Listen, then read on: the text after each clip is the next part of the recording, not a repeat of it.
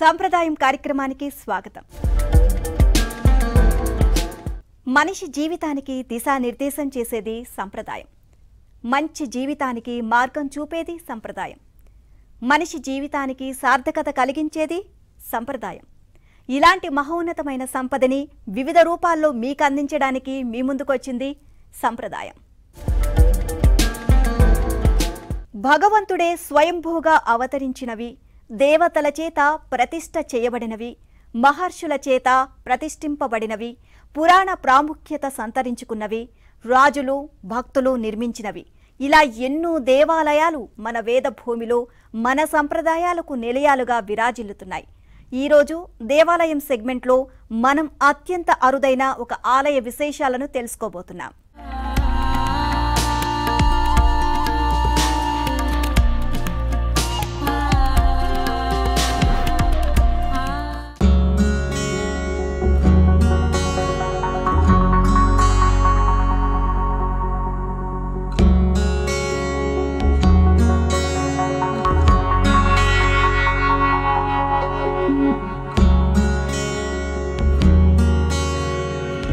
నమస్కారం. విష్ణుమూర్తికి అనేక అవతారాలు, ఉప అవతారాలు ఉన్న విషయం మనందరికీ తెలుసు.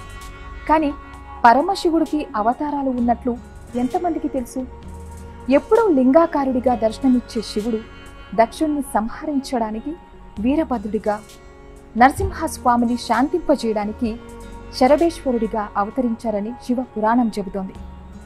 మొత్తం మీద శరభేశ్వరుడికి భారతదేశంలో 2 చోట్ల మాత్రమే ఆలయాలు ఉన్నాయి. అందులో ఒకటి తమిళనాడులోని శ్రీభువనంలోను, అండ్ రెండవది హైదరాబాద్కు సమీపంలో దొండింకల్ దగ్గర ఉన్నాయి. ముఖ్యంగా దృష్టి దోషాన్ని నివారించడానికి భక్తులు ఇక్కడికి వస్తూ ఉంటారు. ప్రస్తుతం నేను ఆ మూల విరాట దగ్గర ఉన్నాను. Mahavidyapeetham founder and trustee Shri Chintapalli Subrahmanyam Swami garu మనతో పాటు ఉన్నారు.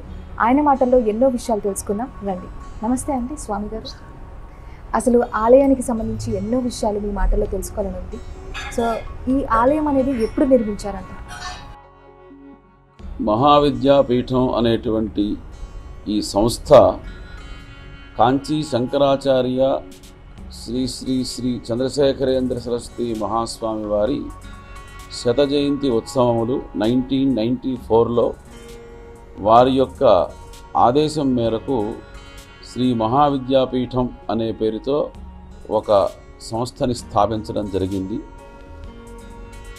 జగద్గురువులైనటువంటి కాంచీ శంకరాచార్యుల వారు ఒక ధార్మిక అనుష్ఠాన సమాజ సేవకి సంబంధించిన ఈ వ్యవస్థని వారే రూపకల్పన చేసి ఎలా నడపాలి అనేటువంటి విషయం కూడా మనకు అనుగ్రహించారు. ఇక్కడ మొట్టమొదటగా వారి ఆదేశం మేరకు శక్తి పంచాయతనం, మామూలుగా ఆయతనము అంటే దేవతలు అని పేరు, పంచ అంటే 5 దేవతలు, గణపతి, సూర్యుడు, విష్ణువు, ఈశ్వరుడితో కూడి అమ్మవారు మొట్టమొదటగా ఇక్కడికి వచ్చినది. ఆ తదుపరి వారి శిష్యులైనటువంటి శ్రీ శ్రీ శ్రీ జయేంద్ర సరస్వతి మహాస్వామి వారి యొక్క ఆదేశం మేరకు వారే ఇక్కడికి స్వయంగా వచ్చి ఈ స్థలంలో ఒక దివ్యమైన, భవ్యమైన, శక్తివంతమైన, మహత్తరమైనటువంటి అద్భుతమైన దేవాలయం ఒకటి నిర్మాణం చేయాలి అని నన్ను ఆదేశించి ఉన్నారు. ఆ సందర్భంలో మన దక్షిణాది రాష్ట్రాల్లో మనకి అరుదుగా ఉన్నటువంటి ఉపాసనా విధానంలో శరభేశ్వరు యొక్క ఉపాసన చాలా గొప్పది, వైశిష్ట్యమైనటువంటి ఉపాసన. మనకి తమిళనాడులో కుంభకోణం దగ్గరలో త్రిభువనం అనే పేరుతో ఒక గ్రామం ఉన్నది. అక్కడ మొట్టమొదటి శరభేశ్వర స్వామి దేవాలయం ఉన్నది. ఇక తెలుగు రాష్ట్రాల్లో నాకు తెలిసి ఎక్కడా శరభేశ్వర స్వామి దేవాలయము లేదు. ఈ శరభేశ్వరుడి గురించినటువంటి విషయం కూడా చాలా అతి తక్కువ మందికి మాత్రమే తెలుసు. అసలు ఈ శరభేశ్వరుడు ఎవరు, ఎందుకు ఈయనని ఉపాసన చేస్తారు, ఈయన యొక్క ఉపాసన వల్ల వచ్చేటువంటి ఫలితం ఏమిటి అని సహజంగా ఎవరికైనా సరే ప్రశ్న వస్తుంది. ఉదాహరణకి గణపతిని ఆరాధన చేస్తే విఘ్నాలు పోతాయని, లక్ష్మీ అమ్మవారిని ఆరాధన చేస్తే మంచి ధన సమృద్ధి కలుగుతుందని ఏవో ఒక విషయాలు ఉన్నాయి. అయితే ఈ శరభేశ్వరుడు యొక్క ఉపాసన ఎందువలన, ఎలా ఈయన యొక్క ఆవిర్భావం జరిగింది అన్న విషయాన్ని మనం ముందు తెలుసుకోవాలి. మామూలుగా మహావిష్ణువుకి అనేక రకాలైన అవతారాలు ఉన్నాయి. రామావతారం, కృష్ణావతారం, పరశురామావతారం, మత్స్యావతారం, కూర్మావతారం, వరాహావతారం, నృసింహావతారం, ఇట్లా అనేక అవతారాలు. ఈ అవతారాలన్నీ కూడాను దుష్ట శిక్షణ, శిష్ట సంరక్షణ అనే దాని మీదే ఆవిర్భవించినవి. అయితే ఈశ్వరుడికి ఎక్కడా కూడాను అవతారాలు లేవు, ఆయన జన్మించడం అనేది లేదు. అయితే రెండు చోట్ల ఆయన అత్యవసరమైనటువంటి సందర్భంలో ఆవిర్భవించారు. అవతరించడం వేరు, ఆవిర్భవించడం వేరు. అవతరించడం అనగానే కృష్ణుడు యశోదమ్మ, రాముడు కౌసల్య, ఇట్లా మనందరికీ తెలిసిన విషయం. కానీ ఇక్కడ రహస్యం ఏమిటంటే ఈశ్వరుడు దక్షుణ్ణి సంహరించడం కోసమై, దక్ష సంహారార్థమై ఆయన వీరభద్రుడుగా అవతరించి ఆ దక్షుణ్ణి సంహరించినటువంటి కథ మనకి చాలా బహుప్రచారంలో ఉంది, దక్షిణ రాష్ట్రంలో ఉత్తరాదిలో కూడా. అయితే మరొక అవతారం ఉంది, ఆ అవతారమే శరభావతారం. శరభము అనేటువంటిది వాస్తవంగా ఒక భయానకమైనటువంటి, అతి భయంకరమైనటువంటి ఒక మృగం. ఆ మృగం యొక్క లక్షణం ఏమిటంటే దానికి 6 పాదములు ఉంటాయి, 2 రెక్కలు ఉంటాయి, భూచరము ఖేచరము, నడుస్తుంది, ఎగురుతుంది, దాని యొక్క లక్షణం. అయితే ప్రకృతంలో ఈ అవతారంలో ఉన్నటువంటి వైశిష్ట్యం ఏమిటి అంటే హిరణ్యకశిపుణ్ణి వధించడం కోసం